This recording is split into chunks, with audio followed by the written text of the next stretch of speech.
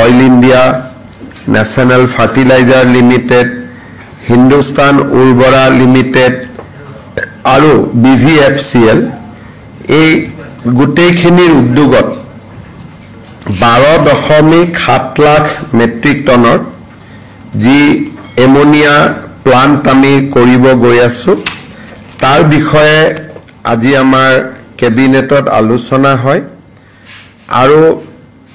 অসম চৰকাৰৰ অংশ অৰ্থাৎ যেহেতু এটো 10,601 কোটি টকাৰ প্ৰকল্প হ'ব তাৰ 4,000 কোটি টকা অসম চৰকাৰে ব্যয় কৰিব লাগিব যেহেতু অসম চৰকাৰৰ অংশ এই নতুন কোম্পানীটোত 40% আজি ৰাজ্যৰ কেবিনেটে অসম চৰকাৰৰ যি অংশ সেই অংশ ব্যয় কৰিবৰ বাবে উদ্যোগ বিভাগক কৰ্তৃত্ব প্ৰদান কৰে এই উদ্যোগটোৱে ফাৰ্টিলাইজাৰ উদ্যোগটোৱে 460 জন পাৰ্মানেন্ট আৰু 1500 জন আন ধৰণৰ কৰ্মচাৰীৰো নিয়োগ সৃষ্টি কৰিব আৰু 10,000 কোটি টকা ব্যয়েৰে নিৰ্মাণ হ'ব ডিসেম্বৰ মাহত ভাৰতৰ প্ৰধানমন্ত্ৰী নৰেন্দ্ৰ মোদী ডাঙৰীয়াই নামৰূপ সাৰ কাৰখানাৰ বা আসাম ভেলি ফাৰ্টিলাইজাৰ কৰ্পোৰেচনৰ নতুন যেটো প্ৰকল্প তাৰ আধাৰশিলা স্থাপন কৰাৰ সম্ভাৱনা আছে আমি বহু দিনৰ পৰা ন্যায়াধীশ বিপ্লৱ শৰ্মা কমিটিৰ প্ৰতিবেদন আলোচনা কৰি আহিছিল অসম চুক্তিৰ 6 নম্বৰ দফা অনুসৰি 6 নম্বৰ দফাত জাস্টিস বিপ্লৱ কুমাৰ শৰ্মাৰ এটা ৰিকমেন্ডেশন আছিল যে সত্ৰসমূহৰ প্ৰিজাৰ্ভেশ্যন আৰু ডেভেলপমেন্টৰ কাৰণে এখন সত্ৰ আয়োগ গঠন কৰিব লাগে এই সত্ৰ আয়োগখনৰ সম্পৰ্কত আজি কেবিনেটে আলোচনা কৰে আৰু ৰাজ্য চৰকাৰে আগন্তুক বিধানসভাৰ অধিৱেশনত সত্ৰ আয়োগ নিৰ্মাণৰ বাবে বা সত্ৰ আয়োগ গঠন কৰাৰ বাবে বিল উত্থাপন কৰিবলৈ সিদ্ধান্ত গ্ৰহণ কৰে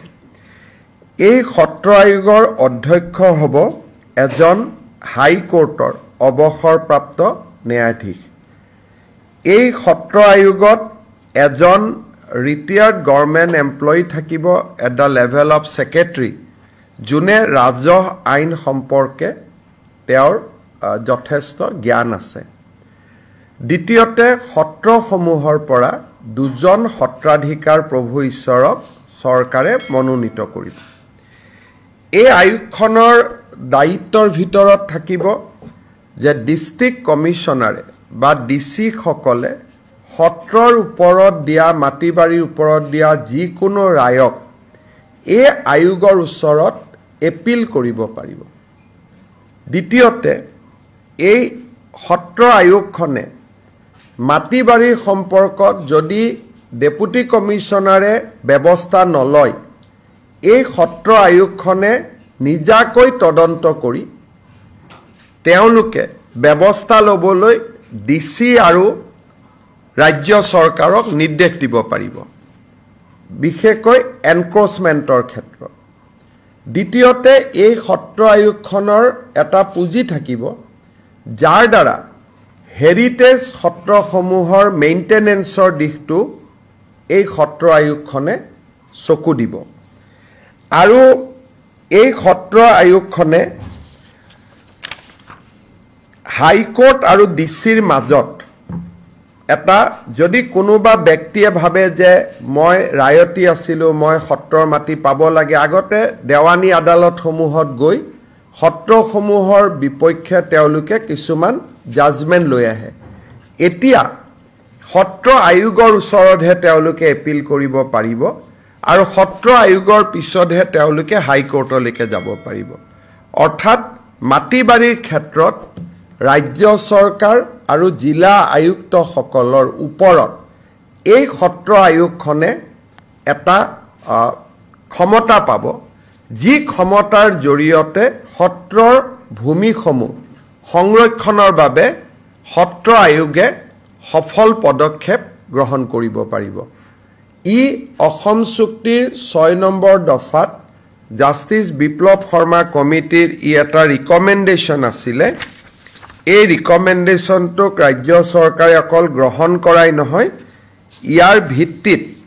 আমি আগুৱাই গৈ বিল এখনো আমি ৰেডি কৰিছোঁ কেবিনেটত এপ্ৰুভ কৰিছোঁ আৰু বিধানসভাৰ মজিয়ালৈ আমি লৈ যাম গতিকে আমাৰ এটা প্ৰতিশ্ৰুতি আজি পূৰণ কৰিব আমি পাৰিছোঁ আপোনালোকে জানে যে ভাৰত চৰকাৰে কেইদিনমান আগতে কৰ্মচাৰীসকলৰ বাবে 3% মৰগীয়া বানচ ঘোষণা কৰিছে আজি সেন্ট্ৰেল গভৰ্ণমেণ্টৰ কৰ্মচাৰীসকলে পোৱা মৰগীয়া বানচৰ পাৰ্চেন্টেজটো হৈছে 58 কিন্তু অসম চৰকাৰৰ কৰ্মচাৰীসকলে এই মুহূৰ্তলৈকে মৰগীয়া বানচ পাই আছে 55% ৰাজ্য চৰকাৰে ডিএ আৰু ডিআৰ পেনশনাৰসকলৰ বাবে আৰু চাকৰিয়াৰসকলৰ বাবে মৰগীয়া বানচ আজি 55%ৰ পৰা 58%লৈকে বৃদ্ধি কৰে গতিকে ৰাজ্য চৰকাৰৰ কৰ্মচাৰীসকলে দৰমহাত 3% তেওঁলোকে এতিয়া মৰগীয়া বানচ হিচাপে তেওঁলোকৰ দৰমহা বৃদ্ধি হ'ব আজিৰ কেবিনেটত আমাৰ নিযুত মইনা আঁচনিখন ৰূপায়ণৰ বাবে 125 কোটি টকাৰ এটা অনুমোদন ৰাজ্যৰ উচ্চতৰ শিক্ষা বিভাগক দিয়া হয় যাতে অহা 27 তাৰিখৰ পৰা নিযুত মইনা আঁচনিখন আমি ৰূপায়ণ কৰাৰ দিশত আগবাঢ়ি যাব পাৰোঁ কেবিনেটত আৰু এটা গুৰুত্বপূৰ্ণ সিদ্ধান্ত লোৱা হয় আপোনালোকে জানে যে আমি খানাপাৰাৰ সমীপত সোণাপুৰত জুবিন গাৰ্গক শেষ বিদায় বা আমি অন্ত্যেষ্টিক্ৰিয়া বা তেওঁৰ শেষ যাত্ৰা যিটো স্থান তাক আমি ৰাজ্য চৰকাৰে নিৰ্ধাৰণ কৰিছিলোঁ আৰু সকলোৱে তাক গ্ৰহণ কৰাৰ পিছত জুবিন গাৰ্গৰ শেষকৃত্য তাতে আমি সম্পাদন কৰোঁ যোৱা এটা মাহ ৰাজ্য চৰকাৰে দৰ্শনাৰ্থী বা অনুৰাগীসকল গৈ থকা কাৰণে সমাধিটোৰ স্থায়ী নিৰ্মাণৰ ক্ষেত্ৰত আমি বিশেষ ব্যৱস্থা লোৱা নাছিলোঁ আজি সমাধিটোৰ স্থায়ী নিৰ্মাণৰ বাবে ৰাজ্য চৰকাৰৰ লোক নিৰ্মাণ বিভাগক দায়িত্ব অৰ্পণ কৰা হয় লোক নিৰ্মাণ বিভাগে সমাধিটোৰ স্থায়ী নিৰ্মাণৰ বাবে এখন পৰিকল্পনা প্ৰস্তুত কৰিব কিন্তু সেই পৰিকল্পনাখনক চূড়ান্ত ৰূপ দিবলৈ আজি ৰাজ্য চৰকাৰে কমিটি এখন নিৰ্মাণ কৰে অৰ্থাৎ কেনেকৈ হ'ব তাৰ প্লেনিংটো সেই কমিটিখনে অনুমোদন কৰাৰ পিছতহে ৰাজ্য চৰকাৰে ৰূপায়ণ কৰিব পাৰিব বিভাগটো হ'ব পিডব্লিউডি কিন্তু কৰিব লাগিব as per direction of this committee কমিটিৰ সদস্যসকল হ'ল শ্ৰীমতী গৰিমা গাৰ্গ শ্ৰীমতী পামী বৰঠাকুৰ শ্ৰী শ্যামন্ত গৌতম শ্ৰী পাৰ্থ সাৰথী মহন্ত শ্ৰী বীৰেন সিংহা শ্ৰীমতী অনুৰাধা শৰ্মা পূজাৰী শ্ৰী প্ৰাঞ্জল শইকীয়া শ্ৰী পুলক বেনাৰ্জী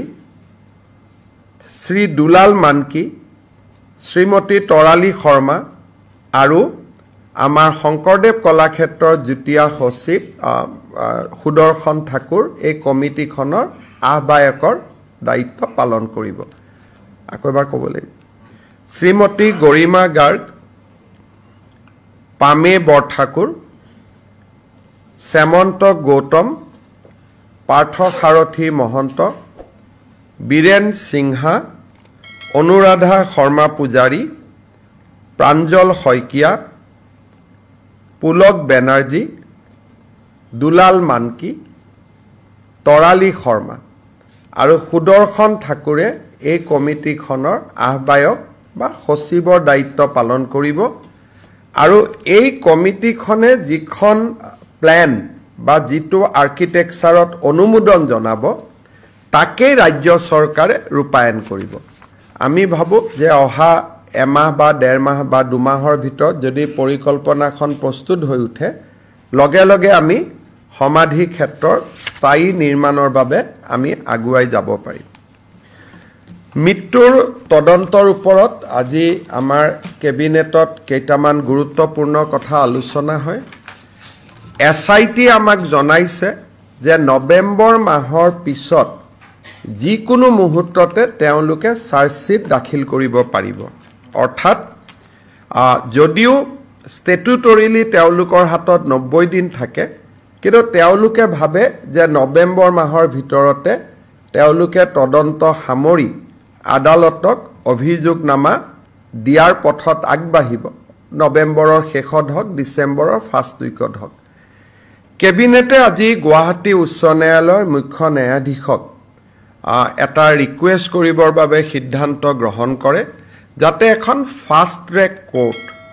যাতে ন্যায় প্ৰদানৰ প্ৰক্ৰিয়া খুব সোনকালে হ'ব পাৰে কাৰণ মই দেখিছোঁ যে সকলোৱে জুবিন গাৰ্গৰ ন্যায় বিচাৰিছে জাষ্টিছ ফৰ জুবিন গাৰ্গ বুলি কৈছে